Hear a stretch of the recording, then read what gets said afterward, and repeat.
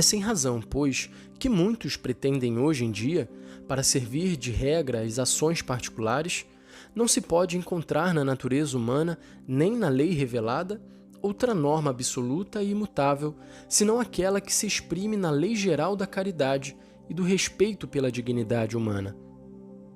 Como prova desta asserção,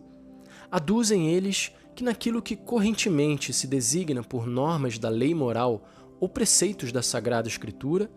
mais não se há de ver do que expressões determinadas de uma forma de cultura particular num certo momento da história. Na realidade, porém, a revelação divina e, na sua ordem própria, a sabedoria filosófica, ao fazerem ressaltar exigências autênticas da humanidade, manifestam por isso mesmo, necessariamente, a existência de leis imutáveis inscritas nos elementos constitutivos da natureza humana e que se demonstram idênticas em todos os seres dotados de razão. Mais ainda,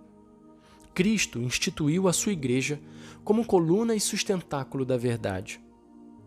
Com a assistência do Espírito Santo, ela conserva ininterruptamente e transmite sem erros as verdades de ordem moral e interpreta autenticamente não apenas a lei positiva revelada, mas também os princípios de ordem moral que dimanam da natureza humana e que se referem ao pleno desenvolvimento e à santificação do homem. Ora, efetivamente, no decurso de toda a sua história, a Igreja manteve sempre um certo número de preceitos da lei natural como possuindo um valor absoluto e imutável, e viu na sua transgressão uma contradição com a doutrina e com o espírito do Evangelho. Dado que a ética sexual concerne a certos valores fundamentais da vida humana e da vida cristã, a ela se aplica igualmente esta doutrina geral. Existem, quanto a este assunto, princípios e normas que, sem hesitações, a Igreja tem vindo a transmitir sempre no seu ensinamento,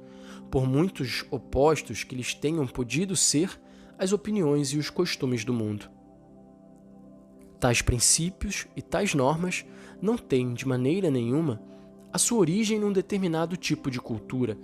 mas sim no conhecimento da lei divina e da natureza humana. Não podem, portanto, ser considerados como algo caducado, nem postos em dúvida sob o pretexto de uma nova situação cultural. Foram esses princípios que inspiraram os conselhos e diretrizes dadas pelo Segundo Concílio do Vaticano